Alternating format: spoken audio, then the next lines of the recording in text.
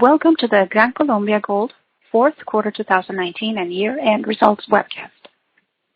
My name is Hilda, and I'll be your operator for today.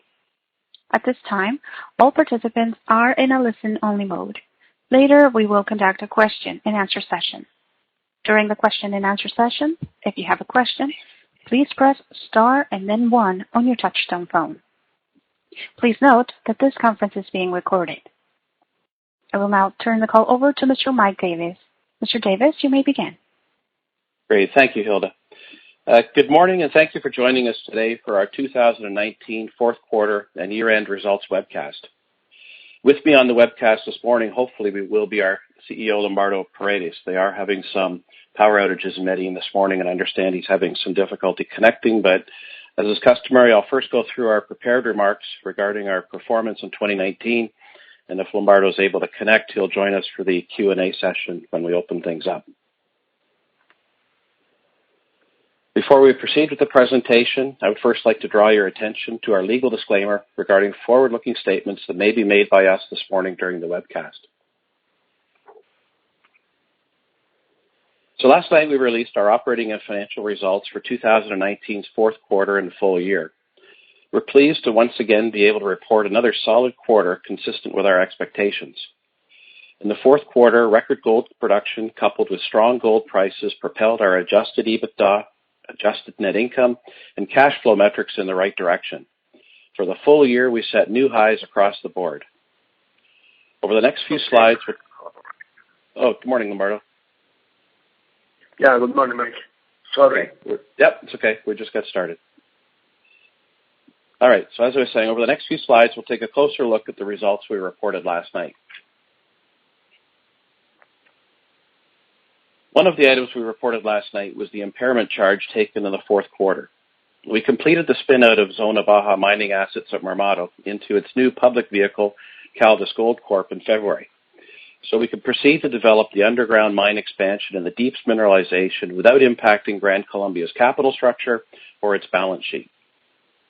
We think this is going to be a fantastic project, and our initial investment is valued at $44 million. With the spin-out, we had to assess the carrying value of the Zona Alta mining title that remained behind with Gran Colombia. Prior to 2013, this area was a key focal point in the open pit strategy, and a lot of investment, including values assigned back in the 2011 merger with Maduro, remained attached to the upper portion of the mountain. However, with the continuing presence of illegal miners in Zona Alta, we aren't able to do any exploration, nor can we establish any mining operations in Zona Alta at this time. As we stated in last night's press release, this is one of the reasons we commenced the free trade arbitration with the Colombian government back in May of 2018.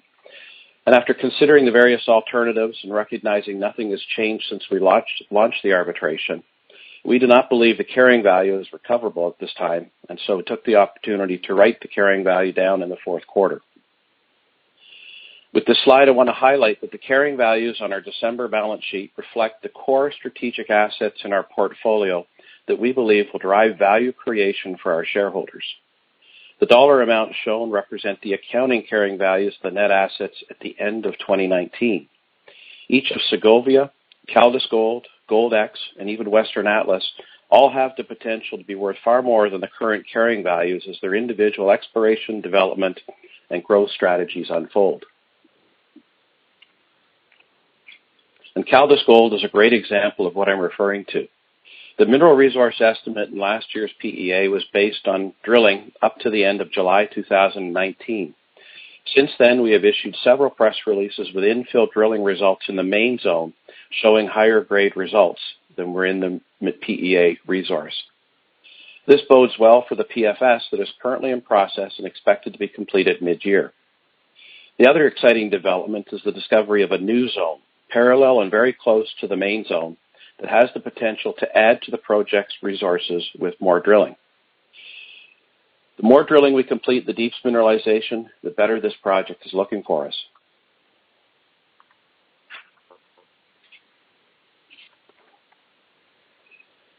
We had a record quarter at Segovia in the fourth quarter, bringing our total gold production for the year to 240,000 ounces, up 10% over last year, and more than double our production level 5 years ago. In fact, since 2010, we have now produced over 1.3 million ounces of gold from our 2 projects in Colombia. At Segovia, we processed an average of 1,345 tons per day in the fourth quarter, with an average head grade of 16.2 grams per ton, resulting in 58,000 ounces of gold production. At Marmato, an improvement in head grades to an average of 2.7 grams per ton increased its quarterly production to 7,000 ounces. For the year, Segovia's 214,000 ounces of gold production was a new record, with Providencia and El Silencio continue to be the key contributors. We saw additional growth in Sandra K, and we also saw an increase in the artisanal miner production as new contracts came on stream in 2019 under our contract mining model and our title. Marmato's 2019 production was near the top end of its guidance range. The spin-out of Marmato to Caldas Gold sets the stage now for us to improve production as they implement the mine optimization plan envisioned in the PEA. Last night, we also reported the 2019 update to Segovia's mineral resources and reserves after completing our drilling program last year, which comprised almost 36,000 meters. We are pleased with the results, replacing the reserves we mined in 2019 and adding over 360,000 ounces to our mineral resources, more than replacing what we mined. The results also reaffirmed our confidence in the high-grade nature of our Segovia Gold Project, with the M&I grades averaging 11.7 grams per ton and an average of 10.5 grams per ton in our proven and probable gold reserves. The biggest increases in resources came at El Silencio and Sandra K, and our drilling last year identified several high-priority targets that have the potential to increase our reserves and mine life. Our 2020 drilling program will be following up on all of these targets.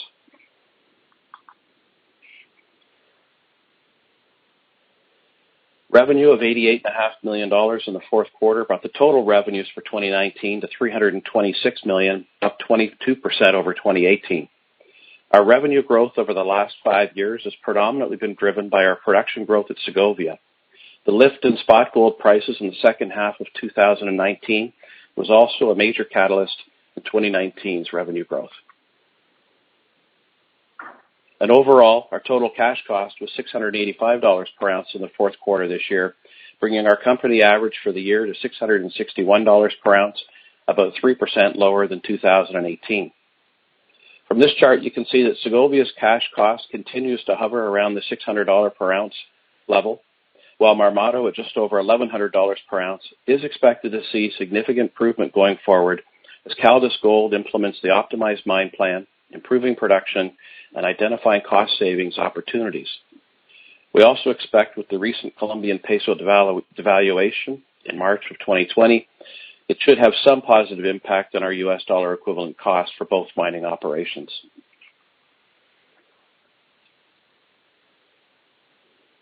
Our all-in sustaining cost increased to $1,003 per ounce in the fourth quarter this year, reflecting an increase in capital expenditures at Segovia, most notably associated with exploration and mine development.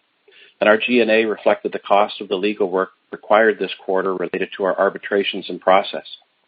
That brought our AISC for 2019 to $916 per ounce, below our guidance of $925 per ounce. In 2019, we incurred another $30 per ounce of non-sustaining CapEx, mainly on the drilling, PEA, and PFS work at Marmato, resulting in an all-in cost for the year of $946 per ounce, which was also below guidance, which was $950 per ounce. With gold prices rising in 2019, you can see the gap between revenue and all-in cost widened in 2019, a key driver behind our free cash flow growth.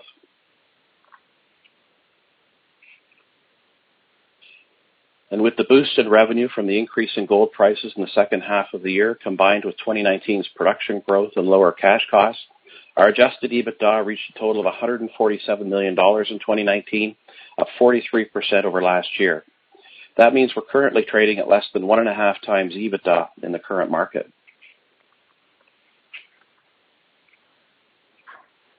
Cash flow metrics in 2019 also benefited from the higher gold prices and our continuing strong operating performance.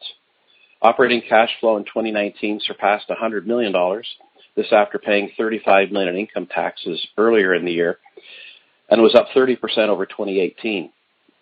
After $43 million spent on capex and exploration in 2019, our free cash flow was $60 million, up 38% over 2018.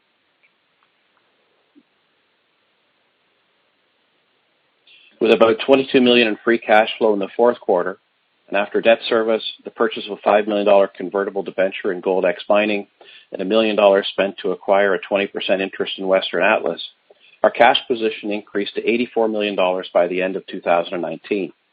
This also included about $11 million US we received in the private placement with Eric Sprott in November that was used in the first quarter of 2020 in connection with our private placement with Caldas Gold.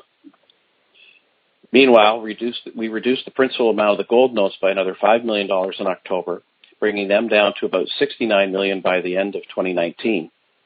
Including the convertible debentures, the total principal amount of debt outstanding at the end of the year was also about $84 million. We've come a long way in strengthening our financial liquidity in just 2 years. And in February, we completed a private placement for about $30 million US. And today, we have used $22 million of the proceeds to redeem 30% of the gold notes, bringing their principal outstanding down to $45 million. We will have about another $4 million in savings this year in our debt service because of the early redemption that we've taken.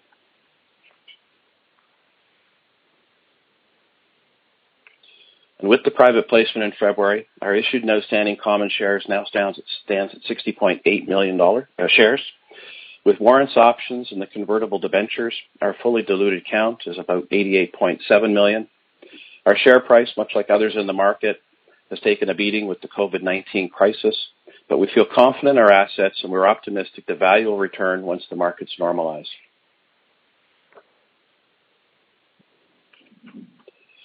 I'm expecting there'll be many questions this morning about COVID-19, what we are doing about it and how it is affecting us. We're closely monitoring the situation and we're adapting our response plans on a daily basis as new information becomes available. The safety and well-being of our workers is of the utmost importance and we're taking all the necessary precautions.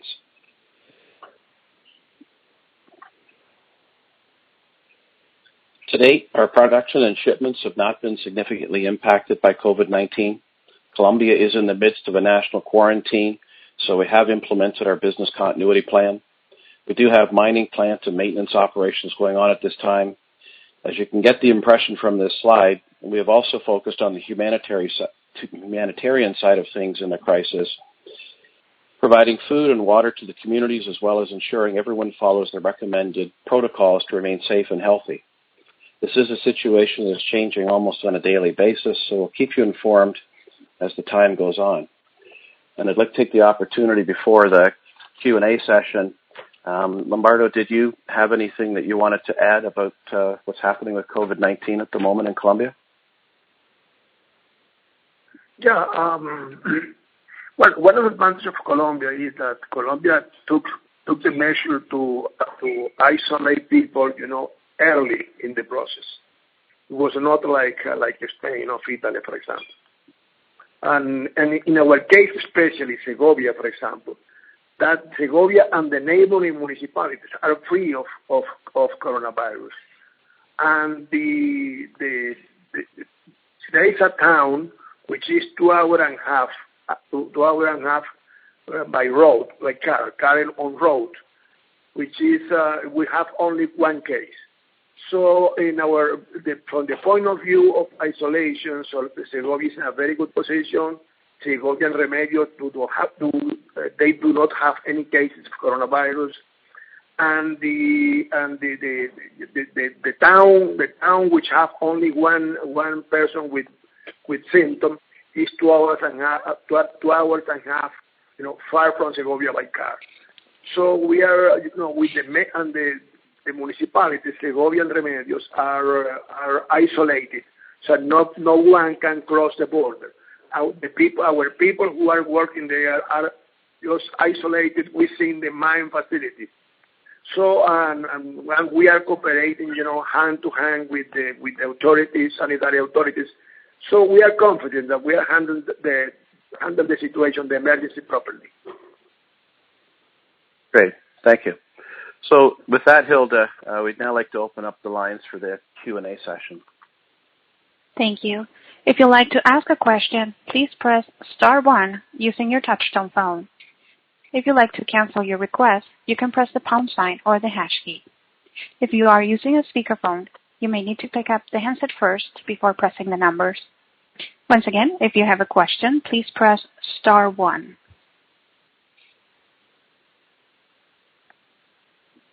We have a question from Sid Rajeev from Fundamental Research Corp. Gentlemen, congratulations on the strong results. Maybe some more color on COVID-19 and the impact. Are you revising your production guidance that was provided a few weeks ago? Lombardo, do you want to answer? Yes, please. For example, the production of March and also the first quarter will have almost no impact. The isolation started in March 23. So for our production it will be, our whole production will be on about 92-94% of our target. And April is going to be a little bit more challenging. We are monitoring the situation. Depending on how challenging is April, or if the situation is extended beyond April, probably we have to revise, our guidance. How easy or challenging is it to turn off production and resume production at both mines?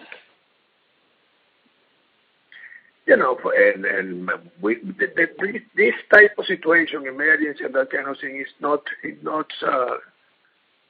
unusual for us. For example, our last civil strike was in 2017 and last 42 days. And we have to implement strict measures, an effective emergency plan, continuity plan. This time it's a little bit different because, the authorities are limiting the mobility of the people. But, for example, we have in Segovia, we have around 800 people, 550 people is for our own people, and the rest are contractors. They are working in all the mines. They are working in the plant. We have the drilling rig in operation. So, probably I say, and I assign that probably 60% probabilities is that the measures, knowing how we are handling the situation and cooperation that we are having with the authorities, will allow will allow us to have more people working. So I am optimistic with that situation. I'm saying that it will be challenging because you never know how that kind of situation evolve. But taking the proper measure, we believe that we will be able to handle the situation, very in a reasonable manner. And probably my expectation for April is going to be probably around from 10 to 15,000 ounces of gold. If the situation remains as it is. Okay. And how about CapEx? So last year the CapEx was about $43 million. Do you have any guidance for that? Yeah. So we were going to provide guidance on CapEx. We do have programs that are underway. As you've seen in our press release, we have taken some precautionary measures in light of the situation to slow down some discretionary CapEx. So at this point, we would have seen CapEx probably a similar level this year to last year. In normal times, we're going to wait and update guidance on where we think CapEx will be once we get beyond this situation and have a better sense of just what the numbers will look like for the year. Okay, gentlemen, thank you so much. Hope this COVID-19 does not cause any disruptions. All the best. Thank you. Great. Thanks, Sid. The next question comes from Derek McPherson from Red Cloud Securities. Good morning, guys, and thanks for hosting the call, and congratulations on a solid quarter. Just looking at the looking back a year when the sort of exploration program kicked off, the 2019 exploration program, or the money that was raised with the convert, the design was that it would be sort of 2020 loaded on the exploration side. If you do 36,000 meters last year, what's the plan? I mean, obviously COVID-19 could be an issue there, but what's the plan to drill, or what was the plan to drill in 2020?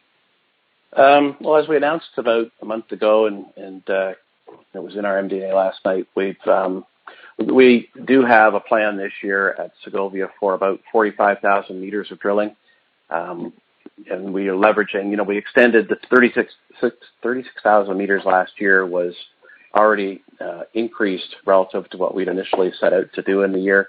The 45,000 meters this year is going to include about 30% of those meters on the regional program, stepping out now into some of those veins where we're not currently mining and looking at high priority targets for expansion into new mining areas in the title. So we will see an increase this year, but obviously we've got to color that comment at the moment given the slowdown and some things that are happening as a result of COVID-19. And just, Mike, let me add something.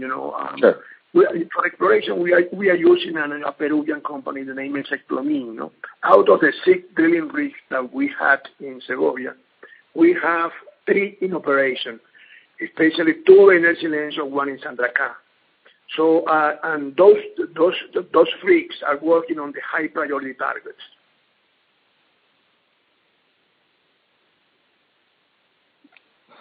Okay.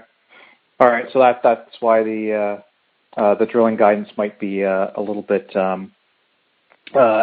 differ. Drilling results might differ from the 45 kilometers. And then just on the accounting side, typically with Gran Colombia, cash, you guys pay you incur taxes all year. Taxes are paid in the first half.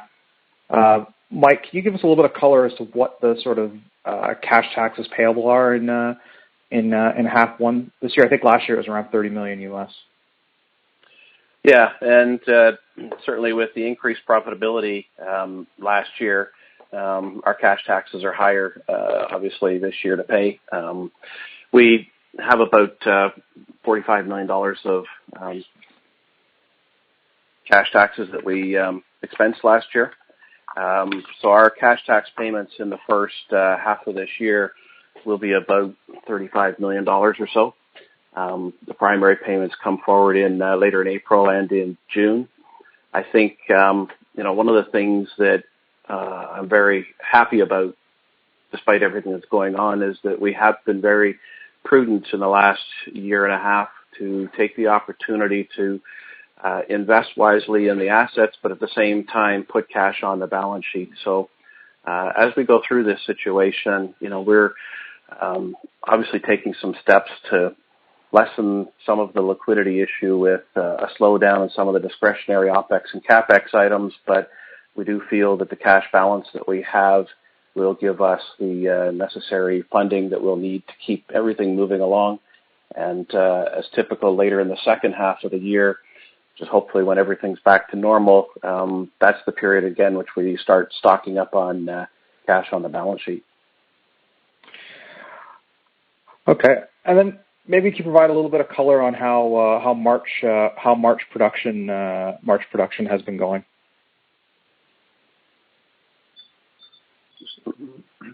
March production, you say? Yes, please. Well, in Segovia, it's going to be around 17,000 ounces of gold, and the target was 18. And in Marmato, it's going to be, in Caldas, it's going to be 2,000 ounces of gold. The target was 2,500. So we are going to be a little bit. We are going to be about 94%, 92% are there in relation with the target. So the gold production for Segovia for the first quarter is going to be around 50,000 ounces of gold. Okay. Thank you. Great. Thanks, Derek.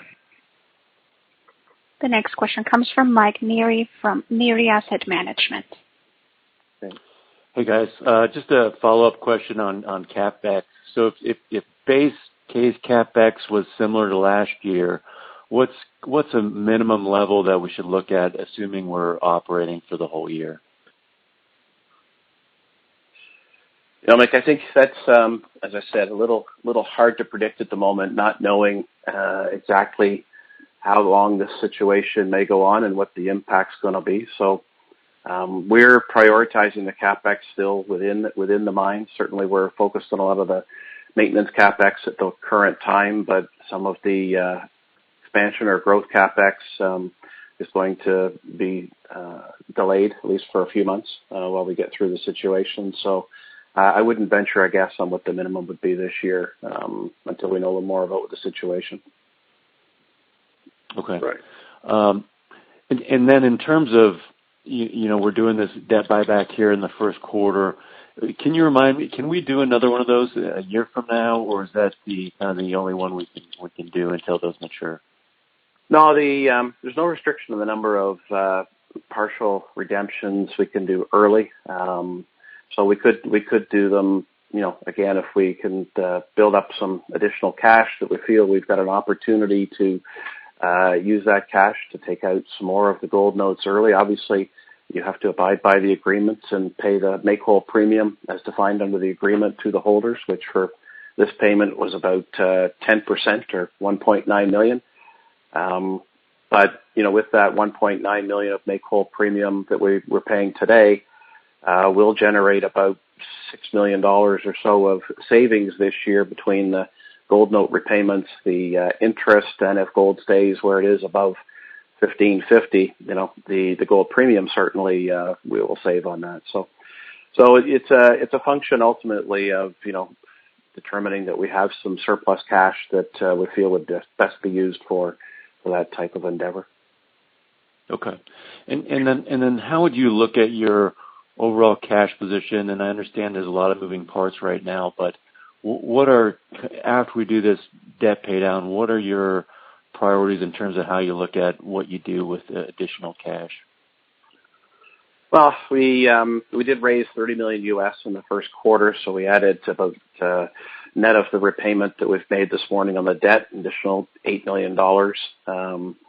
So we're currently sitting with still, after also spending $11 million in the first quarter as our follow-up private placement that was promised into Caldas Gold. So we're currently sitting with a cash balance this morning after the redemption of about $80 million.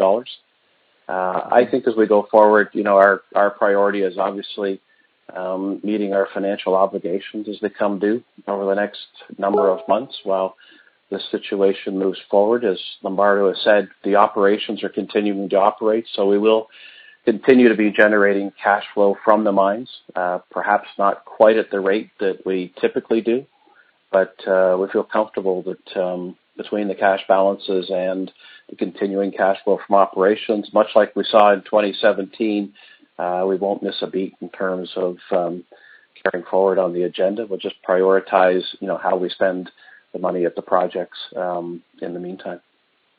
Okay, and so given the savings on the return on the debt buyback, would you consider doing another one of those this year? As I said, it'll really come down to an assessment of surplus cash. I can't make that assessment right now in the current situation, but definitely, that remains one of the levers that we have at our disposal as we get further out in the year and we can see where we are. Okay, great. Thanks very much. You're welcome. Once again, for any questions, please press star 1.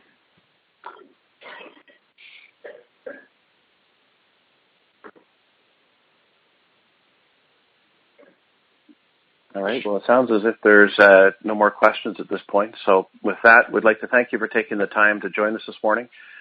Stay safe, and if you have any follow-up questions afterwards, please reach out to us. Thanks. Thank you, ladies and gentlemen. This concludes today's conference call. We thank you for participating. You may now disconnect.